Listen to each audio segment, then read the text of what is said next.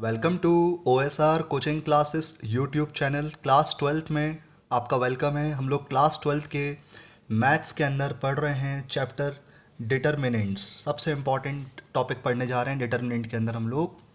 और आज जो मैं टॉपिक पढ़ाऊँगा, मैं आपको गारंटी दे सकता हूँ कि ये टॉपिक बोर्ड्स में हमेशा आता है, कभी 4 मार्क्स में, ज़्यादातर 6 मार्क्स में। तो इसको आप अच्छे से प्रैक्टिस कीजिएगा। कोशिश करेंगे कि आपको बहुत आसानी से इस टॉपिक को पढ़ाया जाए और आपको समझ में आ जाएगा, ये मेरा वादा है। आप वीडियो पूरा देखिएगा और इसके ऊपर प्रैक्टिस कीजिएगा। और सबसे इम्पॉर्टेंट बात, अगर स्टूडेंट्स आप लोगों ने अभी तक इस चैनल को सब्सक्राइब नहीं किया है तो प्लीज़ आप लोगों से रिक्वेस्ट है कि आप इस चैनल को सब्सक्राइब करें और बेल आइकन को प्रेस करें और उसमें ऑल को आप क्लिक करें, ताकि हम जैसे ही कोई नया अभी वीडियो अपलोड करें किसी भी सब्जेक्ट का, आपको तुरंत उसका नोटिफिकेशन मिले और आपकी पढ़ाई में कोई भी रुकावट ना आए। चलिए स्टार्ट करते हैं क्लास 12th का मैथ्स डिटर्मिनेंट। टॉपिक का नाम है system of equations and its solution. मतलब इक्वेशंस का सिस्टम क्या होता है और उसका सोल्यूशन कैसे निकलता है, ये हम समझेंगे। तो स्टूडेंट्स, पहला जो मैं क्वेश्चन उठा रहा हूँ, एग्जाम्पल जो मैं ले रहा हूँ, ये कॉन्सेप्ट है 3 वेरिएबल्स का। मतलब मैं जो मेथड्स आपको बताने जा रहा हूँ इस क्वेश्चन के अंदर, ये तब लगाना है जब 3 वेरिएबल हों, एक्स वाई जेड। देखिए, ये हमारे पास क्वेश्चन है। First equation x plus Y plus Z equal to 6। X Y Z 3 variable है। Second equation y plus 3z equal to 11। इसमें y है, z है, x नहीं है। Third equation x plus Z equal to 2y। इसमें तीनों variable है, मगर इसमें x y z है लेकिन कांस्टेंट नहीं है। तो इस क्वेश्चन के मीडियम के थ्रू मैं आपको सारे कॉन्सेप्ट्स बताना चाहूँगा। वीडियो थोड़ा हो सकता है बड़ा बने, तो आप थोड़ा ध्यान दीजिएगा, लेकिन बहुत इंपॉर्टेंट टॉपिक है। आपका डिटर्मिनेंट का सबसे इंपॉर्टेंट पार्ट है, सुनिएगा ध्यान से। तो ये 3 इक्वेशन है। एग्ज़ाम में से 3 इक्वेशन लिखी हुई आएगी।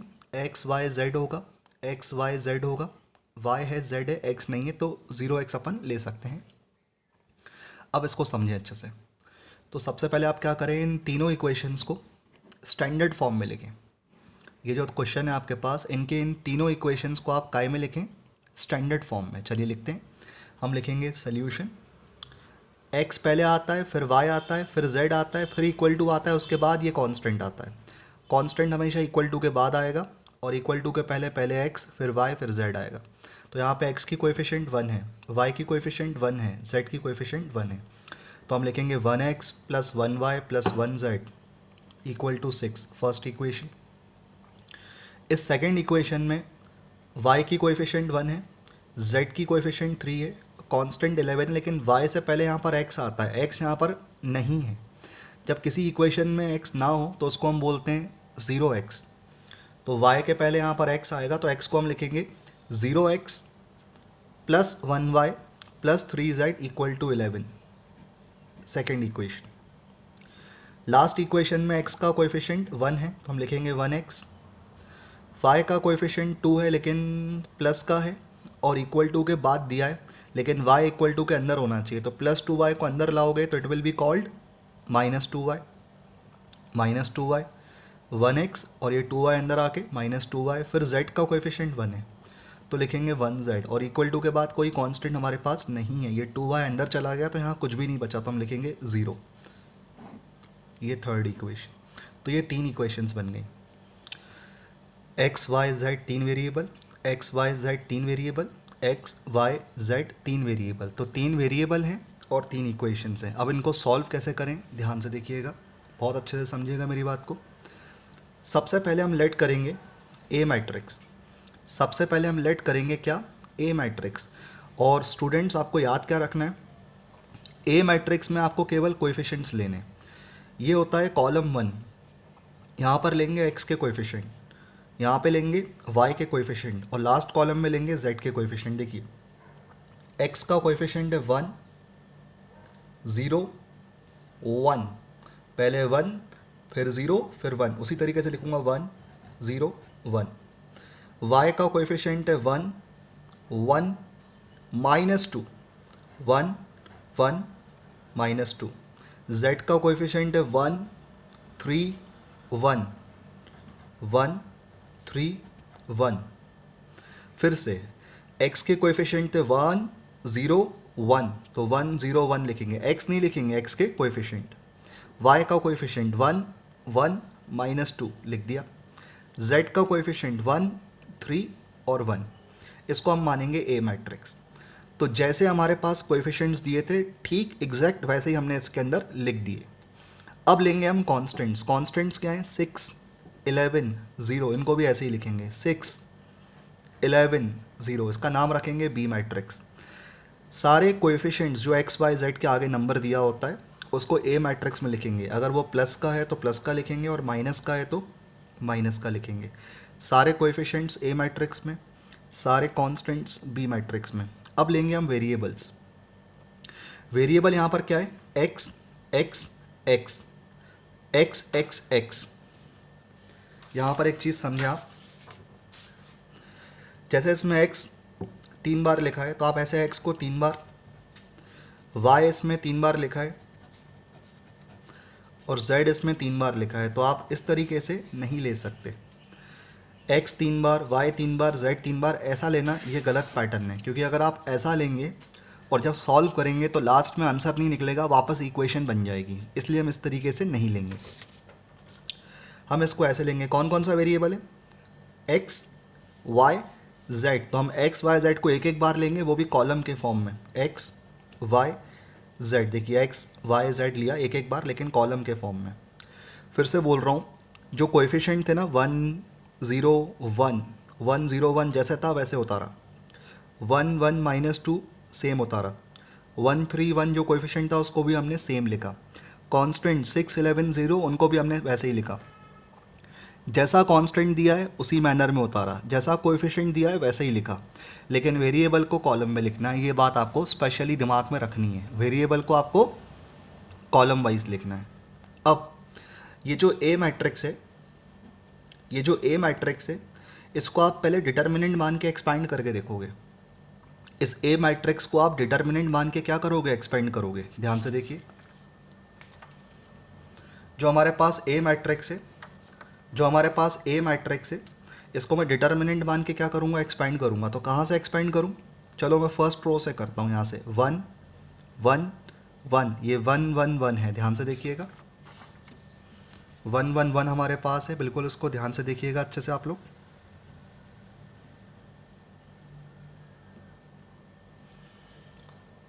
तो पहले 1 डिटर्मिनेंट, फिर 1 डिटर्मिनेंट, और उसके बाद फिर 1 determinant, plus minus plus, plus minus plus. अब ध्यान से मेरी बात सुनिए, इस वाले 1 के लिए जब करेंगे तो ये 1 वाला रो और ये 1 वाला कॉलम ढक जाएगा, तो बचेगा 1 3 -2 1। इस 1 वाला रो और इस 1 का कॉलम ढाक देंगे, मतलब हाइड कर देंगे, तो हमारे पास 1 3 -2 1 बचेगा, 1 3 -2 1, 1 3 -2 1। सिमिलरली अगले वाले 1 के लिए करेंगे तो first row second column hide हो जाएगा, 0 1 3 1 बचेगा, 0 1 3 1। सिमिलरली लास्ट वाले 1 के लिए करेंगे, इसके लिए तो वो वाला रो और वो कॉलम ढक जाएगा, तो 0 1 1 -2, 0 1 1 -2। अब इसको हम, ये इसका मतलब क्या है? ए मैट्रिक्स को आपने क्या माना है? डिटर्मिनेंट। तो आप इसको एक्सपेंड कर रहे हैं, ध्यान से सुनिएगा अच्छे से।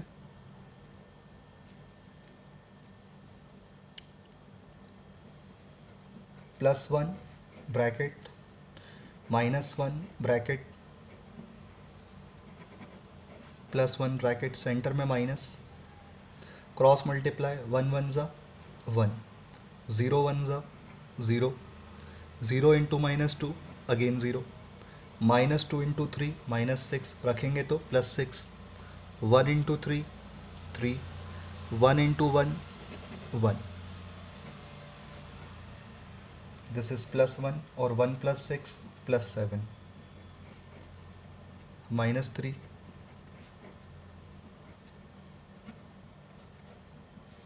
+1 × 7 +7, -1 × -3 +3, 7 + 3 10, 10 - 1 9। तो हमारा डिटर्मिनेंट ए कितना आया? 9 आया। तो determinant A is how much? 9। अब यहाँ पर मैं आपको कुछ बताना चाहूँगा, क्योंकि हम क्वेश्चन तो इक्वेशन सॉल्व करने का कर रहे हैं, बट मैं आप लोगों को एक बात अच्छे से क्लियर करना चाहूँगा कि कुछ ऑब्जेक्टिव क्वेश्चंस होते हैं वो इसके ऊपर आते हैं, तो आप पहले समझें। ये जो मैंने नोट लिखा है यहाँ पर, ये एक अलग टॉपिक है, लेकिन इसके थ्रू ही आपको समझ में आएगा। आप सुने मेरी बात को, समझें अच्छे से। ये डिटर्मिनेंट ए अभी कितना आया? 9 आया। अब सुनना मेरी बात को अच्छे से। अगर कभी डिटर्मिनेंट ए 0 आ जाए, अगर किसी क्वेश्चन में डिटर्मिनेंट ए क्या आ जाए? 0 आ जाए, समझ रहे हो? डिटर्मिनेंट ए की आंसर क्या आ जाए? 0 आ जाए, तब हम कहते हैं कि जो हमारी इक्वेशंस हैं वो इनकंसिस्टेंट है। अगर डिटर्मिनेंट ए का आंसर 0 आ जाए तो हम बोलेंगे हमारी जो इक्वेशंस हैं, हमारी जो सिस्टम ऑफ इक्वेशन है, ये जो 3 इक्वेशन हैं, they are inconsistent. They are inconsistent मतलब वो आंसर नहीं दे सकती हैं, क्योंकि 0 आ रहा है। अगर डिटर्मिनेंट ए 0 आएगा तो हम बोलेंगे इक्वेशंस आर इनकंसिस्टेंट, या ये भी बोल सकते हैं कि मैट्रिक्स इज सिंगुलर। जो आपका मैट्रिक्स ए है वो सिंगुलर है, क्योंकि आंसर नहीं दे पाएगा। जब कोई मैट्रिक्स आंसर प्रोड्यूस नहीं कर पाता है तो उसको सिंगुलर बोलते हैं। आप नाम पे ध्यान दें, सिंगुलर मतलब आंसर प्रोड्यूस ना कर पाए। और ये भी बोल सकते हैं कि सल्यूशन या फिर आंसर इज़ नॉट पॉसिबल, मतलब इस क्वेश्चन का आंसर नहीं निकलेगा। और इसको नो सल्यूशन भी बोलते हैं। क्या बोलते हैं? No solution. आप मेरी बात को समझें। अगर अभी तो डिटर्मिनेंट ए हमारा 9 आ रहा है, वो बात नहीं कर रहा हूँ। मैं कह रहा हूँ कि अगर डिटर्मिनेंट ए क्या आ जाए? 0 आ जाए, तो इक्वेशंस को इनकंसिस्टेंट बोलते हैं। मैट्रिक्स हो तो सिंगुलर बोलते हैं। और ये भी बोलते हैं कि इस क्वेश्चन का आंसर नहीं निकलेगा, यानी आंसर इज़ नॉट पॉसिबल, या फिर नो सल्यूशन भी आप कह सकते हैं। सेकेंड केस, अगर डिटर्मिनेंट ए 0 नहीं आए, determinant A is not equal to 0, जो डिटर्मिनेंट ए है वो 0 के इक्वल नहीं है। डिटर्मिनेंट ए का आंसर पॉजिटिव आए या डिटर्मिनेंट ए का आंसर नेगेटिव आए, लेकिन 0 नहीं आना चाहिए। मतलब कोई, जैसे कि 9 आ रहा है पॉजिटिव, या प्लस में 9 आ जाए, या माइनस का 9 आ जाए, प्लस का 6 या माइनस का 6, मतलब कोई ना कोई आंसर आए 0 छोड़ के। When determinant A is not equal to 0, तब कहते हैं कि इक्वेशंस आर कंसिस्टेंट, मतलब इक्वेशन है कंसिस्टेंट है, मतलब आंसर देंगी। इसलिए इसको बोलते हैं सल्यूशन इज पॉसिबल। और मैट्रिक्स क्या है? नॉन सिंगुलर है। क्या है? Non singular. अगर डिटर्मिनेंट ए 0 आता है तो सिंगुलर होता है, और नॉट 0 आता है तो नॉन सिंगुलर होता है। ऐसे याद रखिए, 0 आए तो सिंगुलर, नॉट 0 आए तो नॉन सिंगुलर। और इसको unique solution, one solution, more than one solution, infinitely many solution के नाम से भी जाना जाता है। Unique solution, one solution, more than one solution, infinitely many solution, सारे ऐसी कोई बोलते हैं। When determinant A is not equal to 0। ये मैं आपको क्यों बता रहा हूँ? क्योंकि जब आप मैट्रिक्स और डिटर्मिनेंट के जब आप MCQs क्वेश्चन सॉल्व करेंगे ना, जो 1 मार्क के क्वेश्चन होते हैं बोर्ड्स में, तो उसमें इसके ऊपर क्वेश्चंस आते हैं। एग्जाम में लिखा आता है कि मैट्रिक्स इज सिंगुलर, तो आपको क्या करना होता है? मैट्रिक्स को एक्सपेंड करके 0 मान लेते हैं सिंगुलर में। अगर कहता है नॉन सिंगुलर, तो मैट्रिक्स को एक्सपेंड करके नॉट इक्वल टू 0 कर लेते हैं, ऐसा। अगर इनकंसिस्टेंट, सिंगुलर, नॉट आंसर लिखा हो, नॉट पॉसिबल, तो डिटर्मिनेंट करके 0 के बराबर कर देते हैं।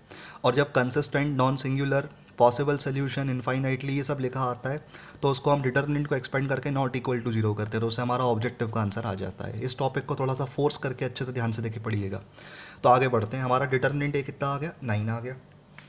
हमारा डिटर्मिनेंट ए कितना आ गया? 9 आ गया। तो हम ये बोलेंगे कि इस डिटर्मिनेंट ए का आंसर कितना आया? 9 आया। तो मतलब ये क्वेश्चन सॉल्वेबल है कि नहीं है? बिल्कुल सॉल्वेबल है। जब 0 आता है तो बोलते हैं कि सॉल्वेबल नहीं है, लेकिन यहाँ पे तो 9 आ रहा है, मतलब सॉल्वेबल है। आगे बढ़ते हैं। अब क्या करेंगे? ये जो 8 था ना मैट्रिक्स, इसको अभी हमने क्या किया? एक्सपेंड किया, तो उसका आंसर कितना आया? 9। अब इसके हम को फैक्टर निकालेंगे। आप सभी को को फैक्टर निकालना आता है, हमने पहले मैट्रिक्स के अंदर पढ़ा हुआ है, ध्यान से देखिएगा। को फैक्टर सबका ही निकलता है ना, इन सबका को फैक्टर निकलेगा। तो 1 2 3 4 5 6 7 8 9 लिख लेते हैं हम लोग।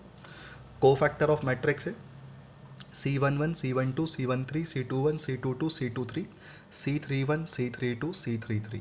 साइन आपको याद होगा, पहला प्लस, दूसरा माइनस, तीसरा प्लस, चौथा माइनस, पांचवा प्लस, छठवां माइनस, सातवां प्लस, 8वां माइनस, 9वां प्लस, ये आपके साइन हो गए प्लस से शुरू और प्लस पे ख़त्म। अब जैसा नाम वैसा काम। सबसे पहले C11, तो आप क्या करेंगे, फर्स्ट रो फर्स्ट कॉलम छुपा के 1 3 -2 1। उसके बाद फर्स्ट रो सेकंड कॉलम छुपा के 0 1 3 1। Then first row third column छुपा के 0 1 1 -2। Now second row first column छुपा के 1 1 -2 1।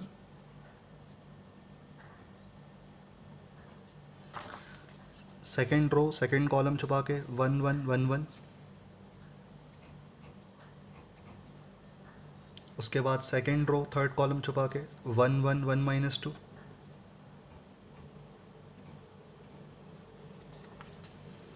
थर्ड रो फर्स्ट कॉलम छुपा के 1 1 1 3।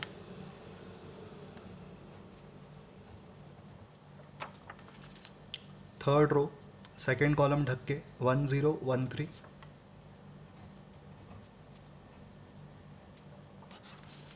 उसके बाद थर्ड रो थर्ड कॉलम ढक के 1 1 0 1।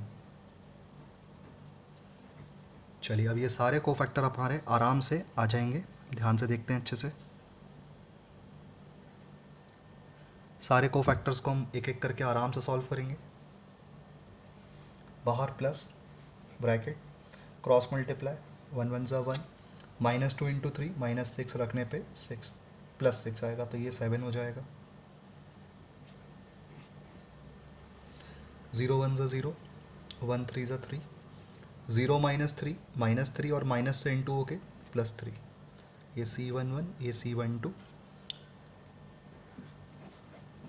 0 × -2 0 1 1 ज़ा 1 0 -1 -1 और बाहर वाले प्लस से इंटू करेंगे तो -1।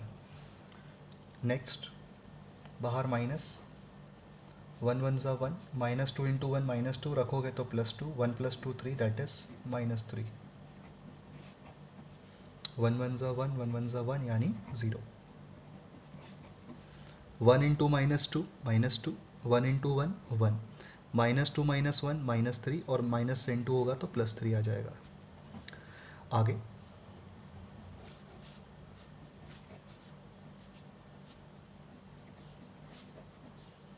1 × 3 3 1 1 ज़ा 1 तो ये हो गया +2।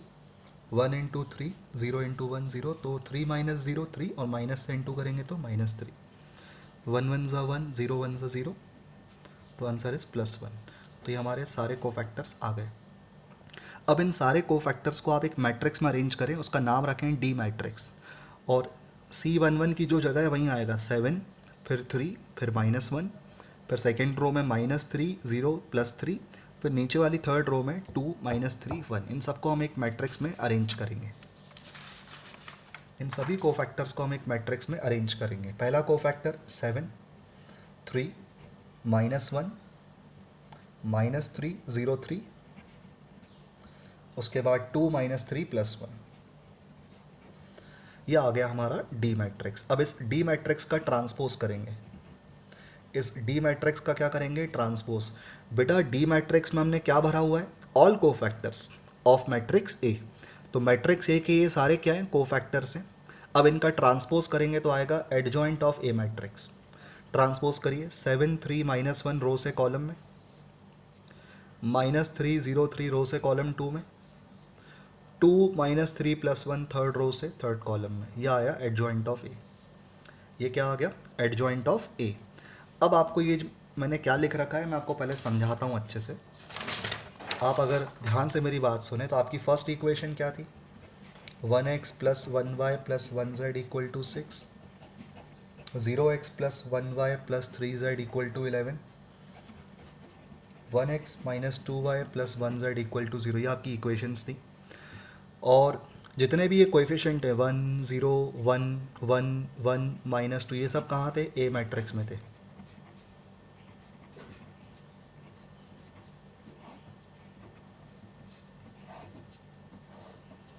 6 11 और 0 ये बी मैट्रिक्स में थे, और सारे वेरिएबल्स हमने कहाँ लिए थे, सी मैट्रिक्स में।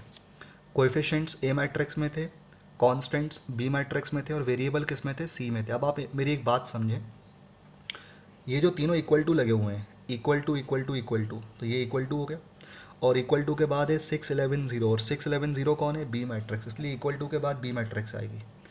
इक्वल टू की जगह पे इक्वल टू चलेगा, 6 11 0 आपका बी मैट्रिक्स है तो आप बी लिखेंगे। अब इसको पढ़िए, 1x, 1 यानी ए मैट्रिक्स में और x यानी सी मैट्रिक्स में, 1 इंटू एक्स, मतलब इस 1 को इस x से इंटू करना है, मतलब ए मैट्रिक्स को किससे इंटू करना है, सी से। या इधर देख लीजिए आप, 1y, वॉट 1y, ये जो 1 है यहाँ पर है और y यहाँ पर है, मतलब इस 1 को किससे इंटू करना है, y से। फिर लिखा है 1z, तो ये 1 और ये z, तो कुल मिला के ए मैट्रिक्स को सी मैट्रिक्स से इंटू करना है, तो इसलिए यहाँ पर लिखेंगे ए इंटू सी। ये ए इंटू सी, बी का लॉजिक ये था क्योंकि कांस्टेंट इस तरफ थे इक्वल टू के बाद, तो इक्वल टू के बाद बी मैट्रिक्स, और यहाँ पे कोएफिशिएंट और वेरिएबल इनटू में था, कोएफिशिएंट और वेरिएबल इनटू में था, कोएफिशिएंट और वेरिएबल इनटू में था, इसलिए कोएफिशिएंट मैट्रिक्स ए और वेरिएबल मैट्रिक्स सी हमने क्या लिखा, इनटू में।